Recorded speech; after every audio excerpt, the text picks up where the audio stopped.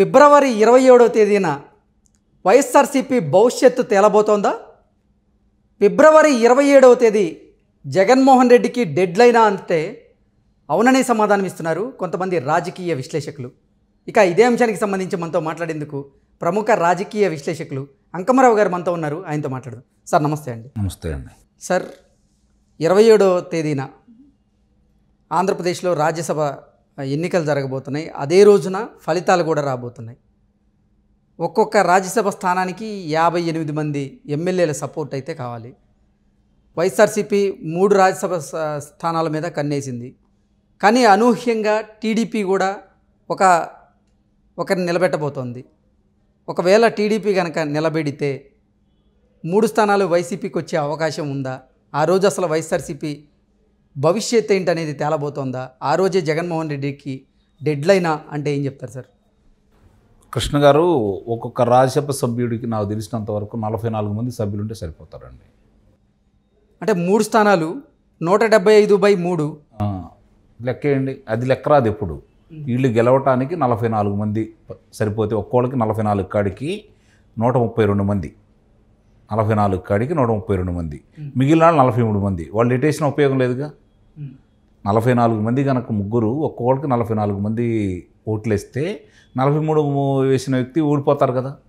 కాబట్టి ఒక్కొక్కరు 44 చాలు వీళ్ళకి. ఇప్పుడు తెలుగుదేశం పార్టీకి 18 మంది ఉన్నారు.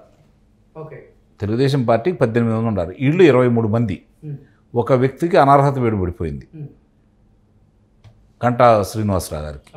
మిగిలిన వాళ్ళు 22 మంది. 22 మందిలో 4 వైఎస్ఆర్సీపీ పార్టీలోకి వెళ్ళారు. అంటే వీళ్ళకొంది ఇప్పుడు 18 మంది. అంటే వైఎస్ఆర్సీపీ నుంచి కొంతమంది రెబల్ ఎమ్మెల్యేలు కూడా అదే చెప్తున్నాను. వాళ్ళు 4 ఇటు వచ్చారు. అంటే ఇప్పుడు ఒక వ్యక్తి లేడు కాబట్టి 174. ఈ 8 మందిని కూడా అనర్హత వేట్లో కనుక వేసారనుకోండి, అంటే అప్పుడు ఎంత అవుతారు? 166 మంది అవుతారు.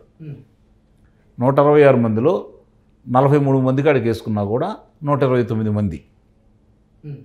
అప్పుడు వాళ్ళకి 37 మంది. ఉపయోగం లేదు కదా. 42 మంది వేసినా కూడా. అంటే టీడీపీ నుంచి వైఎస్ఆర్సీపీలోకి వెళ్ళిన 4 ఉన్నారు. వాళ్ళ మీద కూడా అనర్హత వేటు పడే అవకాశం ఉంది. అందుకే అదే లెక్కేసిన వీళ్ళందరినీ తీసేస్తే సంగతే నేను చెబుతుంది. అంటే ఇక్కడ వీళ్ళకి ఇప్పుడు అంతిమంగా వీళ్ళు విజయం సాధించాలి అంటే 26 మంది వీళ్ళకి వచ్చి మద్దతు తెలపాలి తెలుగుదేశం పార్టీకి. ఇప్పుడున్న పరిస్థితుల్లో అంతకంటే ఎక్కువ మంది మద్దతు తెలుపుతారనే భావన ప్రజల్లో ఉంది.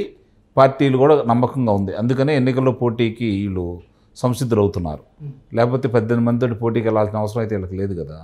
ఇప్పుడున్న పరిస్థితుల్లో ఇప్పుడు వాళ్ళు కూడా కొంతమంది బయటకు వచ్చేవాళ్ళు కూడా రేపొద్దున ప్రతిపక్షానికి ఓటేస్తే అనర్హులు అవుతారు వాళ్ళు రాజ్యసభ సంబంధించి.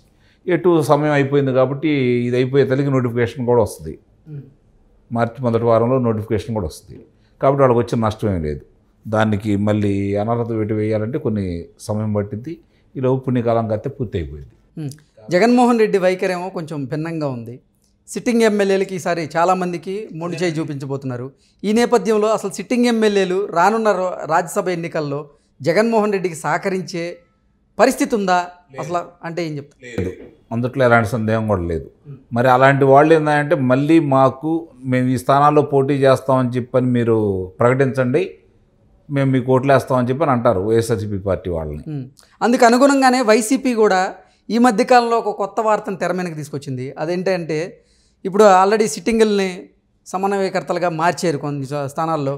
వాటిలో మళ్ళీ పునరాలోచనలో ఉన్నట్లుగా కూడా కొన్ని వార్తలు బయటకు వస్తున్న నేపథ్యంలో ఏంటి కేవలం రాజ్యసభ ఎన్నికల కోసమే అటువంటి వ్యూహాన్ని రచించారు? నిస్సందేహంగా రాజ్యసభ గురించి వాళ్ళు ఇప్పుడు ఇవన్నీ వ్యూహాలు పన్నబోతున్నారు.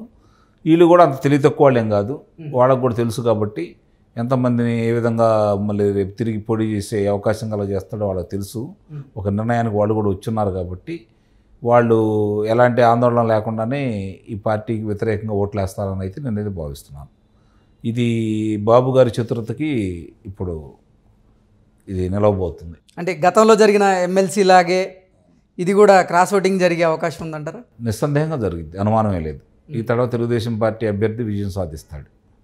ఇప్పుడు ఇంకోటి జరగబోయేది ఏంటంటే వీళ్ళు భారతీయ జనతా పార్టీని ప్రసన్నం చేసుకోవడానికి వాళ్ళు ఎవరికైతే చెప్తారో వాళ్ళకు ఒక స్థానం కేటాయిస్తారని చెప్పని ప్రచారం జరుగుతుంది. అదంటూ జరిగితే నిస్సందేహంగా దాన్ని కేటాయించిన వాళ్ళు చాలామంది కూడా తెలుగుదేశం పార్టీకి ఓట్లు వేస్తారు. ఇప్పుడు వాళ్ళ కత్తి మీద సామిది, గెలిపించుకోకపోతే వాళ్ళు ఓడించిన వాళ్ళు అవుతారు. మరి అంటే దీన్ని నిలువరించడానికి జగన్మోహన్ రెడ్డి ఎటువంటి వ్యూహం వేయడానికి సిద్ధమవుతారండి? ఏ వ్యూహం వేసినా వాళ్ళ ఫలితం అయితే ఉండదు. శాసనమండలిలో చూశారు కదా, శాసనమండలి ఎన్నికల్లో పంచమర్తి అనురాధ గారికి. అంతకంటే వీళ్ళు ప్రత్యేకంగా వ్యూహాలు వేసేది ఏమని చెప్పండి. నలుగురినే కాపాడుకోలేని వాళ్ళు 26 మందిని ఎలా కాపాడుకుంటారు? గతంలో ఎవరు ఊహించలేదు ఎమ్మెల్సీ ఎన్నికలప్పుడు అలా జరిగిద్దని. కానీ ఎమ్మెల్సీ ఎన్నికల అనుభవంతో ఇప్పుడు జగన్మోహన్ రెడ్డి కొత్త వ్యూహాలను రచిస్తున్నారు అంటూ కూడా కొన్ని వార్తలు బయటకు వచ్చాయి. అందులో భాగంగానే అంటే 3 స్థానాలకు గాను ఎవరైతే ఎమ్మెల్యేలు అవసరమో ఒక్కొక్కరిని కొన్ని గ్రూపులుగా విభజించి మాత్రమే ఓటింగ్ సరళ చేసేలాగా ఆయన ప్రత్యామ్నాయ మార్గాలను అన్వేషిస్తున్నారంటూ కూడా కొన్ని వార్తలు వస్తున్నాయి. మరి వాటిని ఎలా చూడొచ్చు సార్ మనం? శాసనమండలి ఎన్నికలకు కూడా అట్లానే కేటాయించాడుగా, ఎవరికి ఓటు వేయాలని చెప్పి కేటాయించాడు కదా. వాళ్ళు ఎట్లా ఓట్లు వేయలేదు కదా. రేపు కూడా అట్లానే ఉంటుంది. ఉంటారు, శిబిరంలోనే ఉంటారు, వాళ్ళతో పాటే కలిసి ఉంటారు, వాళ్ళతో పాటే కలిసి వస్తారు, వాళ్ళు చేయాల్సిన పని వాళ్ళు చేస్తారు. అంటే జగన్మోహన్ రెడ్డి మీద ఉన్నటువంటి వ్యతిరేకతని ఓటు రూపంలో అక్కడ వాళ్ళు తెలియజేస్తారంటారు. నిస్సందేహంగా ఇప్పుడు అందుట్లో ఒక ఆయన అటు వెళ్ళిపోయాడు కదా, ఆళ్ళ రామకృష్ణారెడ్డి గారు. రేపు వాళ్ళకు ఓటేస్తాడని నమ్మకం అయితే లేదు. తెలుగుదేశంకి వేస్తాడని నేను చెప్పట్లా, వాళ్ళకి వేస్తాడని నమ్మకం లేదు. అంటే ఒకటి తగ్గిపోయినట్టే కదా అక్కడ.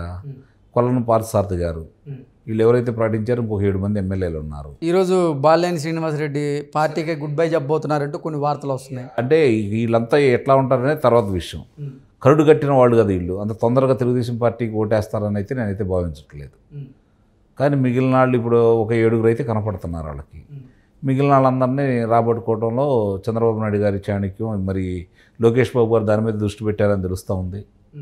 కాబట్టి వాళ్ళు విజయవంతం అయ్యారు అంటే మాత్రం ప్రజల యొక్క మనోభావాలు వాళ్ళకి తెలిసిపోయినాయి. కాబట్టి వీళ్ళ యొక్క మనోభావాలు తెలిస్తే ఇప్పుడు ప్రజల్లో స్పష్టమైన సంకేతం వెళ్ళింది. ఎక్కడన్నా మినుకుమనుకుంటూ ఆశలు ఉన్నాయనుకోండి, అన్నీ ఐడియాస్లే. ఇక ఎట్టి పరిస్థితుల్లో కూడా వీళ్ళకి దింపుడు కళ ఆశయం ఇదంతా. ఎవరు కూడా రేపు పొద్దున శాసనసభలోకి ప్రవేశించే అవకాశం ఉండదని చెప్పని ఒక స్థిర నిశ్చయానికి రావడానికి మాత్రం ఎన్నికలు ఉపయోగపడతాయి. ఓకే, ప్రస్తుతం సిట్టింగ్ ఎంపీలుగా ఉన్నటువంటి ఈ నర్సరావుపేట ఎంపీ లావు కృష్ణదేవరాయ కానీ, అలాగే హిందూపురం ఎంపీ గోరంట్ల మాధవ్ గారి కానీ, నెక్స్ట్ కర్నూలు ఎంపీ ఆయన సంజీవ్ కుమార్, వీళ్ళందరికీ సంబంధించి కొంతమంది ఎమ్మెల్యేలు వాళ్ళ ముగ్గురితో టచ్లో ఉన్నారని, వాళ్ళు ఎట్టి పరిస్థితుల్లోనూ వైఎస్ఆర్సీపీకి మీరు రానున్న రాజ్యసభ ఎన్నికల్లో సపోర్ట్ చేయకండి అంటూ కూడా ఆ ఎమ్మెల్యేలను మిస్లీడ్ చేస్తున్నారంటూ కూడా ఒక వార్త బయటికి వస్తూ ఉంది. ఏంటి సార్, అది జరిగే అవకాశం ఉందంట? ఏమండి, చాలామంది కాంగ్రెస్ పార్టీ ద్వారా లబ్ధి పొంది శాసనసభ్యులై మంత్రులైన వాళ్ళే కాంగ్రెస్ పార్టీని వదిలేసి ఈ దగ్గరకు వచ్చారు.